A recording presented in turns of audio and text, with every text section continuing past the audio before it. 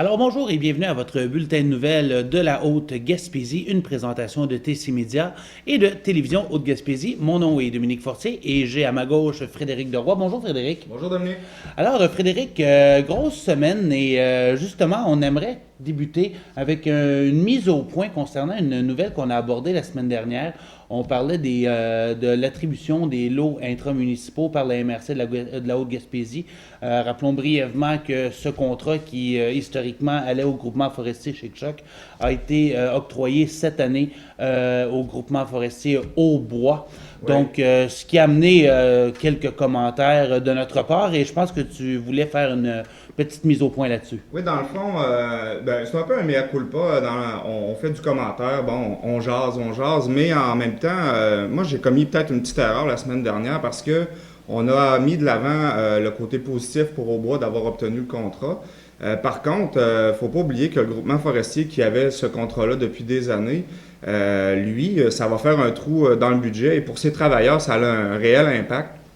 Donc, en amenant une nouvelle comme ça, je crois qu'il faut être prudent et y aller avec les deux côtés de la médaille. Donc, si je me mets à la place de quelqu'un qui est à l'équipe du groupement forestier et qui m'entend dire « Ah mon Dieu, c'est une bonne nouvelle que ce contrat aille au bois », c'était bien sûr dans le sens que pour au bois, on pouvait faire travailler ces gens un peu plus longtemps.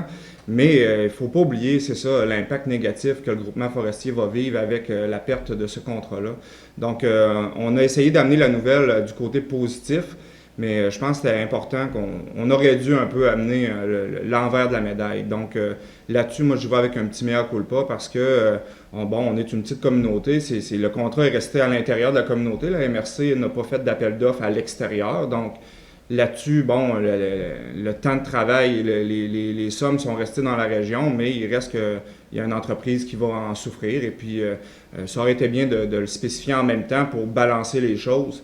Et y aller un peu plus mollo sur les sensibilités parce que je comprends ça, de se faire dire que c'est une bonne nouvelle d'avoir perdu un contrat. Tu sais, on peut interpréter dans cette avenue-là, on vient de perdre un contrat, on entend ça au bulletin de nouvelles local que c'est une bonne nouvelle, donc ça fait grincer des dents un peu pour celui qui a perdu le contrat. Effectivement. Donc là-dessus, tu sais, je veux dire, j'y vais un peu de mon mea culpa. Là. Et je joins ma voix à la tienne. Lorsque la nouvelle a été confectionnée, apprise et présentée, nul n'était mon intention, de mon côté non plus, de vouloir jeter de l'huile sur le feu sur le groupement forestier Chic-Choc. Il n'y avait aucune intention malveillante derrière ça, derrière cette nouvelle-là. C'était simplement de présenter la nouvelle telle qu'elle. Et en aucun temps, il était question de dire que c'était une bonne nouvelle que le groupement ait perdu ce contrat-là, loin de là. Et voilà, donc on a appris bien des choses avec je dirais, une petite maladresse de notre part, mais on va de l'avant et voilà. Effectivement. Et parlant de petite communauté, j'avais moi-même une autre petite mise au point à faire. Vous savez, dans les villages, dans les petites communautés, il y a beaucoup de rumeurs qui circulent.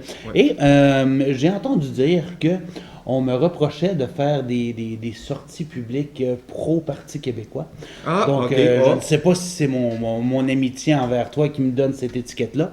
Alors, j'aimerais simplement dire si n'importe qui, peu importe, qui est un partisan du Parti libéral ou de la Coalition Avenir Québec, alors je vous invite pour une émission à venir prendre place à côté de Frédéric et de donner votre opinion et on pourra ainsi démontrer à tout le monde que je ne suis ni partisan ni pour un ni pour l'autre. C'est simplement ma chimie et mon amitié avec Frédéric qui me fait travailler avec toi avec grand plaisir semaine après semaine. Et moi, j'ajouterais quand même que depuis nos nombreuses années d'amitié, je ne sais toujours pas vraiment pour qui tu votes. Alors, je peux même pas te mettre une étiquette.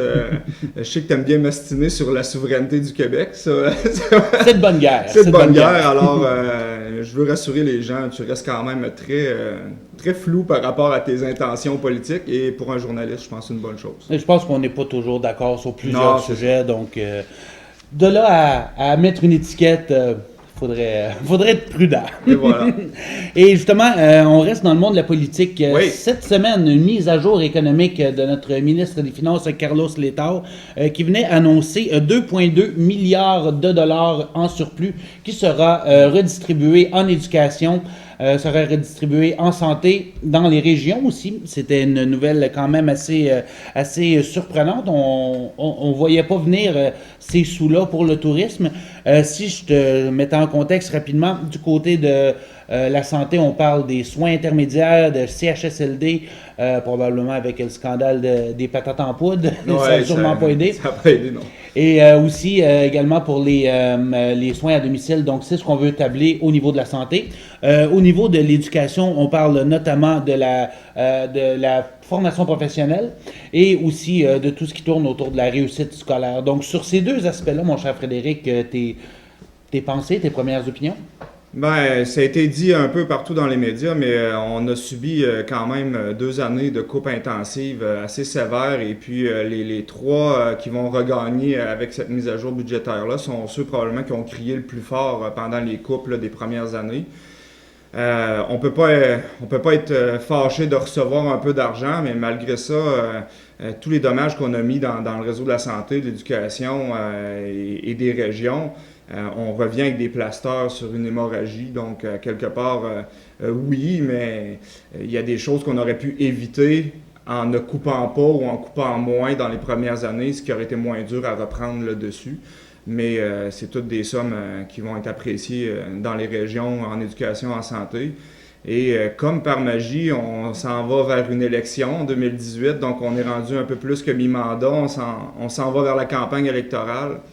Donc c'est dur de ne pas être cynique et plusieurs l'annonçaient de toute façon dans les premières coupures. On disait regardez, là on coupe et on aura de l'argent pour donner des bonbons avant les élections. Eh bien, on commence, là. Noël s'en vient. On va distribuer, on va saupoudrer un peu par-ci par-là pour faire plaisir aux gens et faire oublier un peu les coupes majeures qu'on a fait dans plusieurs secteurs de notre gouvernance. Noël s'en vient, ça me rappelle un certain chroniqueur qui chronique souvent à mes côtés, qui avait déjà envoyé une carte de souhait à un ministre régional il n'y a pas très longtemps de ça. Et voilà, mais bon, c'est ça. Tant mieux, mais on sait d'où cet argent-là vient. Il vient des segments qu'on a eus dans plusieurs secteurs, là, dans plusieurs ministères. Donc, c'est comme si on nous avait enlevé 20$, mais là, on nous redonne 5$ et on devrait être content.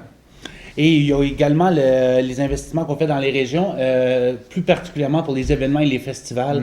Donc, ça pourrait être une bonne nouvelle si on considère le Festival du Bois Flotté qui a perdu beaucoup de son financement au cours des dernières années, avait réussi à se reprendre un peu en main grâce au soutien financier de TELUS et Desjardins. Mais en gros, ça pourrait être une porte ouverte pour les festivals pour tenter de respirer un peu mieux. Ah, c'est sûr. Comme je disais tantôt, personne ne va se plaindre de recevoir de l'argent et qu'il y ait de l'argent disponible. On verra jusqu'à quel point ça se rend réellement dans les régions et sur le terrain. Mais c'est ça. C'est dur d'être heureux parce qu'il y a tellement eu de coupes et plusieurs personnes ont décrié. Souvent, ça va être seulement, mettons, les syndicats qui disent ça n'a pas d'allure vos coupures, mais il y avait eu quand même un consensus assez général comme quoi les coupures allaient trop loin, qu'on était véritablement dans un contexte d'austérité. Oui, mais le premier ministre vient de le dire publiquement que ce n'était pas des mesures d'austérité. Non, que c'était de la rigueur budgétaire. Exactement. On joue sur les mots, mais je veux dire, ça a fait mal les 2 premières années, alors on met un peu de baume, mais on a beaucoup déstabilisé les régions en abolissant les CRE, justement, avec le système de santé, la nouvelle structure que M. Barrette a imposée aussi, ça a déstabilisé beaucoup les régions. Donc, c'est ça, c'est un peu dur de se réjouir. Et puis, est-ce que c'est des montants si faramineux que ça? Ben non. Mais c'est des bonbons pour calmer un peu le jeu. Et on reste en politique. On va cette fois-ci au niveau fédéral. Denis Lebel, l'ex-lieutenant du Québec pour le Parti conservateur de Stephen Harper, fait une sortie publique pour dénoncer l'abandon des régions par le gouvernement de Justin Trudeau. Et c'est un petit peu basé sur Développement économique Canada. On savait qu'auparavant, Développement économique Canada avait 5 ministres responsables de 5 régions au Canada, c'est-à-dire le sud de l'Ontario, le nord de l'Ontario, l'Atlantique, l'Ouest canadien et les régions du Québec. Donc, un ministre qui était sur le terrain était responsable de Développement économique Canada pour ces secteurs donnés-là. Et maintenant, depuis l'ère de Justin Trudeau, un seul ministre, M. Navdeep Bains de Mississauga, c'est lui maintenant qui est en charge de tout le volet Développement économique Canada, mais pour l'ensemble du pays. Donc, c'est ce qu'on décrit du côté des conservateurs, un abandon des régions, une claque au visage des régions, comme disait M. Lebel. On le voit ici, M. Bains à l'écran, notre nouveau ministre de l'Innovation et responsable de Développement économique Canada, député de Mississauga. Alors, il a l'air content sur la photo d'avoir une grosse responsabilité comme ça, un beau sourire. Oui, effectivement, c'est ce que M. Lebel disait, c'est un chic type, mais malheureusement, il ne connaît pas les réalités régionales comme lui les connaissait. Il ne pourra pas parler d'éolien, de croisière et de pêche. Donc, qu'est-ce que tu penses de cette dénonciation de M. Lebel et du Parti conservateur? C'est ça, j'ai jamais été un grand fan du Parti conservateur. C'est pas un parti qui était reconnu non plus pour s'investir largement dans les petites régions, là, loin d'Ottawa. Mais c'est sûr que là, on a quand même véritablement une perte un peu de sensibilité de qu'est-ce que cette région-là a besoin ou c'est quoi les réalités. Mais le Québec ne sera pas le seul à dénoncer ça parce que l'Ouest canadien aussi a toujours dit que le gouvernement fédéral avait tendance à vraiment centraliser vers l'Ontario, vers Ottawa. Donc, c'est ça, je veux dire, à quelque part, si on regarde aussi, il me semble que tu me disais il n'y a pas longtemps que sous les conservateurs, les budgets de développement économique Canada avaient quand même relativement fondu aussi.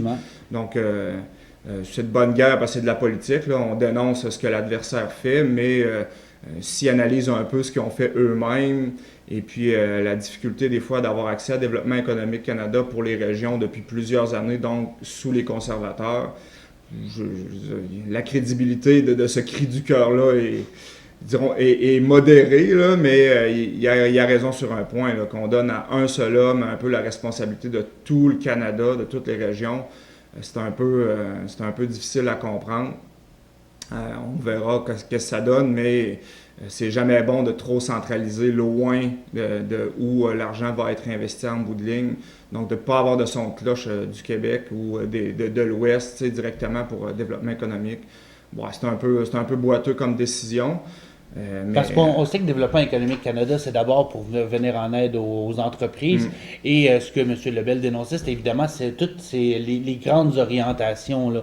Oui, il y a des fonctionnaires qui sont là pour régler des dossiers cas par cas. On parlait des grandes orientations, donc exactement comme tu disais, la vision d'une région qui doit être mise de l'avant au caucus. Là. Depuis ça fait 1 an qu'on a le gouvernement Trudeau en place, et puis moi, ce qui je trouve frappant, c'est que dans nos médias au Québec, on n'entend pratiquement jamais de députés libéraux fédéraux défendre des dossiers du Québec. On n'entend pas les députés aller dans les médias pour essayer de pousser des dossiers du Québec qui traînent ou des trucs comme ça. Ce qu'on avait été habitué dans le temps que le Bloc était fort, ou même certains conservateurs, ministres conservateurs, revenaient des fois un peu dans les médias pour essayer de faire avancer des choses. Sous les libéraux, là, jusqu'à présent, on n'a pas entendu vraiment de députés québécois pousser. Défenseur du Québec, ça. Dire, ouais. Donc, à quelque part, le fait de perdre en plus un ministre qui serait responsable des régions du Québec pour ces dossiers-là, sachant que les députés probablement sont contraints à la ligne de parti et à ne pas faire de bruit, là, c'est sûr qu'on commence à avoir une espèce pas d'abandon, mais de personnes qui s'occupent réellement du Québec, mais probablement que c'est le même principe là, dans d'autres grandes régions du Canada. Donc, un gouvernement qui va être très centralisé vers ce que veut le Parti libéral au pouvoir, et les autres font juste à peine. Mais Justin, il a dit qu'il s'en occupe personnellement. Ouais, c'est ça. Il viendra prendre un selfie ici. Là. Malgré la volonté des élus de voir la pêche au bar rayant en Haute-Gaspésie devenir une réalité, il semble bien que les gens devront patienter encore longtemps avant que le projet se concrétise. Lors du dernier conseil des maires de la MRC de la Haute-Gaspésie, une résolution a été adoptée afin que le ministère de la Faune se penche sur la réglementation concernant la pêche au bar rayé. Actuellement, il est interdit de pêcher cette espèce dans la couronne nord de la Gaspésie. La raison est simple, l'état du bar rayé dans le nord de la Gaspésie Gaspésie est jugé encore trop préoccupant pour permettre quelque activité que ce soit. La population des bar rayés a disparu puis a été réintroduite dans les années 2000. Elle se réinstalle tranquillement dans son aire ancestrale, mais demeure précaire. C'est pourquoi elle est protégée en vertu de la loi sur les espèces en péril. Conséquemment, toute forme d'exploitation par la pêche est interdite. Et si on regarde du côté sud de la Gaspésie, là où la pêche est permise, eh bien ici, on parle plutôt d'avoir réensemencé l'espèce qui n'est jamais disparue.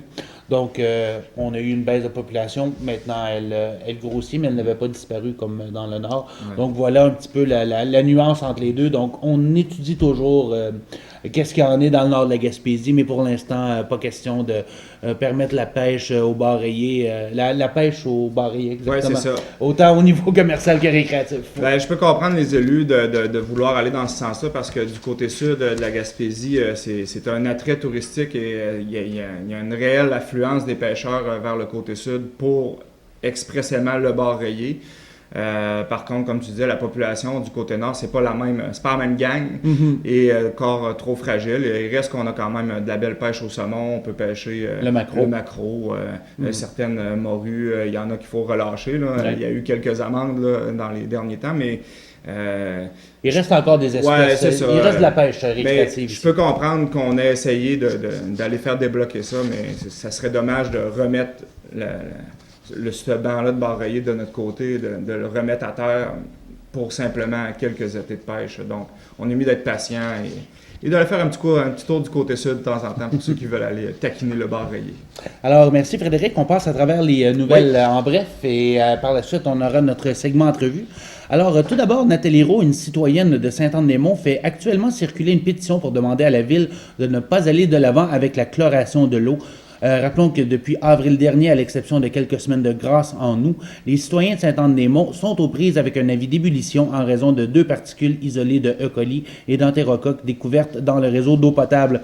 Alors, ce que Mme Moreau demande aux élus, c'est de ne pas aller vers la chloration de l'eau. Donc, on peut aller signer la pétition en ligne sur change.org et on tape dans l'outil de recherche eau potable Sainte-Anne-des-Monts. On va tomber sur la pétition en tant que telle.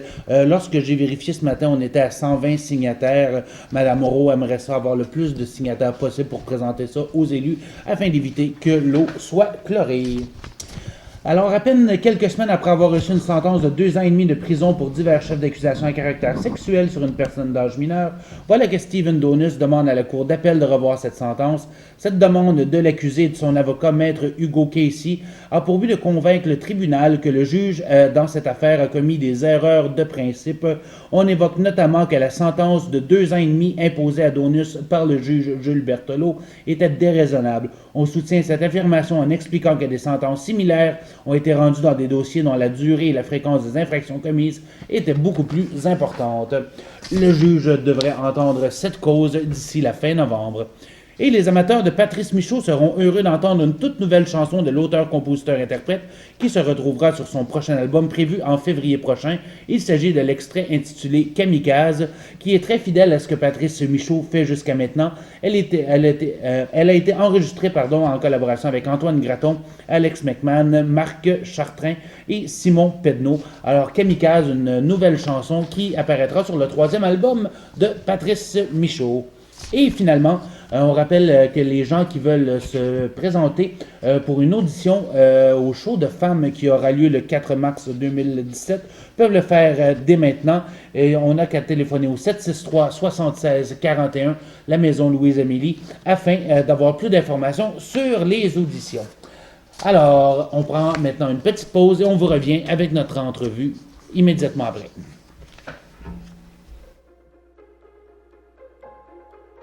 Moi, ce qui me transporte avec la régime, c'est que je suis en sécurité. Chauffeur, à la maison. Moi, ce qui me transporte avec la régime, c'est que je peux prendre du temps pour moi et mes amis.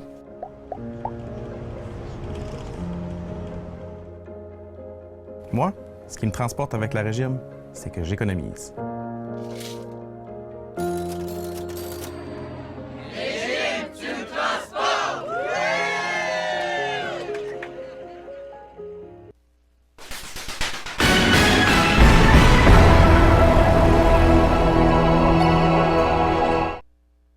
Alors, nous sommes de retour à votre bulletin de nouvelles Haute-Gaspésie.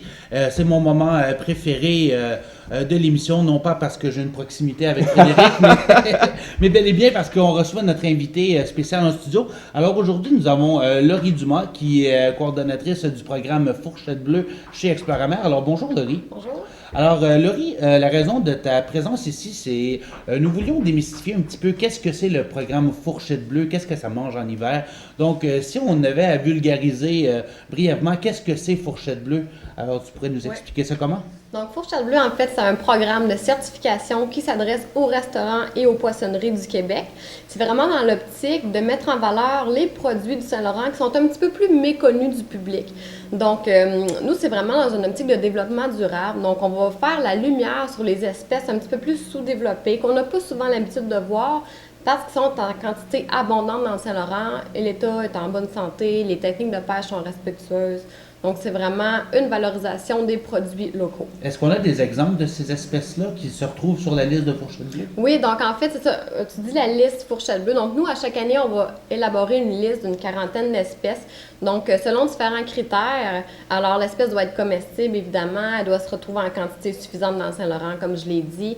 Les techniques de pêche doivent être respectueuses du fond marin. Donc, aucune destruction de l'habitat du poisson. Puis, en plus de ça, elle doit avoir besoin d'un petit coup de main pour la commercialisation. Donc, nous, on fait l'inventaire de toutes les espèces du Saint-Laurent. Je vous donne des exemples. Il y a l'oursin, par exemple. On peut parler des algues aussi. Donc, il y a à peu près 13 espèces d'algues qui sont comestibles, qu'on peut manger vraiment comme un légume de mer. Sinon, mon Dieu, les poissons, le flétan, le turbo aussi, donc le flétan du Groenland, souvent on le confond. Il va y avoir le crabe araignée. Donc, souvent, on va penser au crabe des neiges, lui qu'on a l'habitude de consommer. Mais il y a aussi d'autres espèces de crabes, donc le crabe araignée, qu'on ne retrouve pas si souvent que ça, en fait, parce que la demande est encore une fois pas assez élevée pour qu'un marché puisse prendre de l'essor. Mais nous, c'est ce qu'on vise à faire avec Fourchette Bleue, c'est vraiment de créer un marché pour les espèces qui proviennent d'ici, plutôt que de consommer toujours les mêmes espèces qui proviennent de Taïwan, par exemple, ou de l'Europe. Et explique-moi le défi, justement, de rendre attrayantes des algues ou bien des espèces qui n'ont pas l'air attirantes en premier lieu. Je pense à un oursin qui est pas très joli. Explique-moi le défi là-dedans. Comment on réussit à rendre ça attrayant? Bien, c'est difficile, en fait, mais il faut pas oublier que souvent nos ancêtres en mangeaient de ces poissons-là. Donc, avant, il n'y avait pas d'importation ni d'exportation. Hein. Nos ancêtres consommaient ce qu'il y avait sur le bord de nos rives et dans l'eau directement.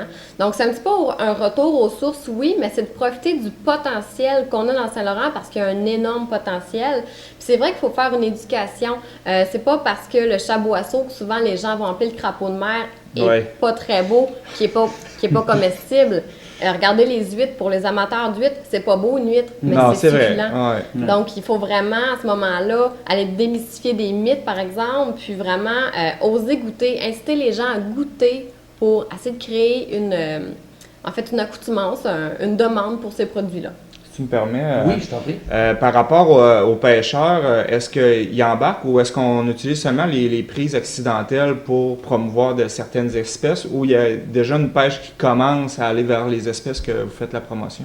En fait, oui, il y a les prises accidentelles. Donc, lorsque les pêcheurs peuvent les ramener pour les espèces qui ont droit, nous, on appelle l'usine de transformation. Quand tu as de la Beaudroie, réserve-moi là parce que j'ai des chefs qui la veulent. Donc, tranquillement, les pêcheurs commencent à être conscientisés que oui, ce qu'ils ramènent, qui ne fait pas nécessairement l'objet d'un permis de pêche, peut être récupéré, puis ils peuvent voir l'aspect pécunier aussi de tout ça. Donc, tranquillement, puis on a, en fait, là, les pêcheurs sont avec nous parce que c'est vraiment un métier d'avenir aussi. Si on focus sur les espèces qui sont en quantité suffisante, en bonne santé, bien, le métier de pêcheur va pouvoir rester là pour les générations à venir. Donc, on va éviter l'effondrement de certains stocks, comme on a déjà vu, par exemple, pour la morue. Alors, on va se concentrer sur des espèces qui sont présentes, qui ont un bon potentiel. Et justement, pour surfer sur la question à Frédéric, comme c'est encore un peu marginal, on s'entend que c'est pas partout au Québec, justement, comment un restaurant ou bien un producteur peut dire « je mets ça au menu en sachant pas si l'espèce va être pêcher en quantité suffisante? » Oui, c'est ça. Ben, en fait, Fourchette Bleue, je fais un petit historique, là, débuté en 2009 à Exploramer. Puis au début, c'était réservé. La certification, en fait, était réservée à la Gaspésie. On a eu des demandes du Bas-Saint-Laurent, de Montréal, de Québec. Puis tranquillement, pas vite, la certification s'est agrandie. Donc là, on retrouve des certifiés à la grandeur du Québec. On a environ 80 certifiés. Puis, c'est toujours un défi de dire aux gens, est-ce que ça te tente d'intégrer des nouvelles espèces sur ton menu? Mais ça apporte la notion de développement durable. C'est un petit peu comme si on entre dans une épicerie puis qu'il y a une section biologique. C'est une plus-value environnementale. Donc, il y a des gens qui vont rechercher ça. C'est le même principe qu'on voulait apporter avec les produits de la mer. C'est vraiment un côté souci de l'environnement, souci là, justement du respect de l'écosystème. Mais le défi, en fait, reste là aussi. C'est pas toujours facile de s'approvisionner en espèces fourchettes bleues. Il y en a des plus marginales. Par exemple, l'oursin, tranquillement, on commence à en retrouver de plus en plus. Il y a un pêcheur d'oursins à Rimouski. Les algues, la même chose. Ils commencent à avoir de plus en plus de récolteurs. Donc, petit à petit, en parlant, en faisant découvrir qu'est-ce que fourchette bleue et en piquant la curiosité des gens, c'est là qu'on va créer une demande. Et même, tu parlais des oursins, je me rappelle il y a quelques années, je parlais avec le regretté député Georges Mamelonic, qui lui-même à son restaurant avait des shooters aux oursins. Oui, oui, oui. Donc il y avait déjà certains restaurants qui s'étaient Vas-y, trouve le ton mot. Merci. Bon, on comprend. C'était approprié, Oui, c'est les ça. espèces. C'est à l'avant-garde déjà. Mais comme j'ai dit, c'est des espèces que souvent nos ancêtres consommaient. Donc là, on est vraiment dans l'ère de la découverte, dans l'ère du nouveauté, du consommer local, responsable. Donc Fourchette Bleue entre directement là, en lien avec ces principes-là. Alors merci beaucoup Frédéric. Ouais, une petite dernière dans le fond. Est-ce que dans les espèces mal aimées, là, est-ce qu'il y en a une ou deux qui commencent à vraiment être populaires, tu sais, dans ce que Fourchette Bleue offre dans sa liste? On a-tu réussi à changer la mentalité pour Oui, ben je sais pas à quel point Fourchette Bleue a un impact, mais c'est sûr qu'on a un impact à quelque part. Quand je pense aux oursins notamment, les algues aussi beaucoup. Moi, ça fait pas très longtemps que je suis pour Fourchette Bleue, ça va faire 2 ans bientôt. Mais je vois quand même que la tendance est vers les algues. De plus en plus de gens sont curieux d'y goûter. En plus, c'est presque des super aliments, ils ont beaucoup de propriétés. Donc, oui, pour le bourgeot aussi, on a connu ça. Là, malheureusement, le bourgeot ne fait plus partie de la liste cette année pour des raisons, en fait, de population. On n'était pas certain de l'état des populations, mais on voit tranquillement que les chefs recherchent de plus en plus, les consommateurs aussi. Le turbo, par exemple, les crevettes nordiques. Donc, c'est rare quand on va à Montréal qu'on voit des crevettes nordiques ou du turbo, alors qu'ici, c'est vraiment dans nos racines. Là, c'est facile pour nous. Mais à Montréal, de plus en plus de restaurants l'offrent et de poissonneries l'ont. Oui. Et Laurie, le temps file très rapidement. J'aimerais que tu nous parles peut-être en 1 minute du gros événement de Fourchette Bleue qui vient d'avoir eu lieu. C'était le salon de la gastronomie et des vins avec Jean Soulard comme porte-parole. Si tu nous en parlais brièvement de comment ça s'est passé. Oui, donc en fait, c'est vraiment un salon des vins. Ça a visé en fait à faire la découverte de 8 espèces marines. Donc, les participants sont... En fait, on a eu à peu près 80 personnes qui sont venues participer à ça, qui ont découvert des produits Fourchette Bleue, qui ont été concoctés par 8 chefs de la région. Ensuite de ça, il y avait aussi des représentants de vin qui ont pu faire l'accord, mets et vin, évidemment. C'est en collaboration avec la SAQ, d'ailleurs. Oui, donc nos partenaires, en fait, la SAQ était là, la SADC nous a énormément aidé et le CLD de la Haute-Gaspésie aussi, donc on les remercie. Puis ça a été un bel événement de découverte, de rassemblement aussi pour les chefs en particulier, qui ont permis de ramasser là, des fonds là, pour la poursuite des objectifs de Fourchette Bleue. Et selon ce que la directrice d'Expérimental me disait, Sandra Gauthier, Jean Soulard a eu un très beau voyage ici à Saint-Anne-des-Monts à découvrir un petit peu tous les producteurs locaux. Oui, effectivement. Donc, notre porte-parole, là, Jean Soulard, a apprécié la Haute-Gaspésie, puis évidemment de rencontrer les personnes là, qui étaient présentes. C'est une excellente nouvelle. Alors, merci infiniment, Laurie Dumas. Ça fait un plaisir. Alors, je te garde avec nous pour la dernière minute de l'émission, le temps qu'on passe à travers notre vie sociale, le segment préféré à Frédéric. À toi l'honneur, Dominique. Alors, Frédéric, il y aura un déjeuner au Centre colombien de Captcha le dimanche 6 novembre prochain de 8h à 11h. Le Club des 50 ans et plus de Captcha invite la population à son dîner léger, dimanche 6 novembre également à 11h30 au local du club. Et on vous rappelle que la Fondation Louise-Amélie convie la population à une soupe populaire qui se tiendra le vendredi 11 novembre à 11h30 au Club des 50 ans et plus de Sainte-Anne-des-Monts. Et on vous laisse avec l'Halloween qui s'en vient. Beaucoup d'activités en Haute-Gaspésie pour l'Halloween. On peut penser au Club Optimiste à Captcha qui va offrir des bonbons aux petits zombies, aux petits monstres qui seront dans les rues. Également la patrouille des citrouilles qui revient avec les services d'urgence. Et aussi un petit message de notre maison des jeunes de Sainte-Anne-des-Monts. On écoute notre reporter invité, Émilie Lafontaine. Bonjour Émilie, bonjour Sophie. Bonjour Émilie. Nous voilà déjà à notre 7e édition de la Maison Hantée. Cette année, les portes seront ouvertes de 17h à 20h30. On invite toute la population à venir nous voir. Merci. C'était Émilie Lafontaine pour la Maison des jeunes de Saint-Laurent-des-Monts, l'ambassade.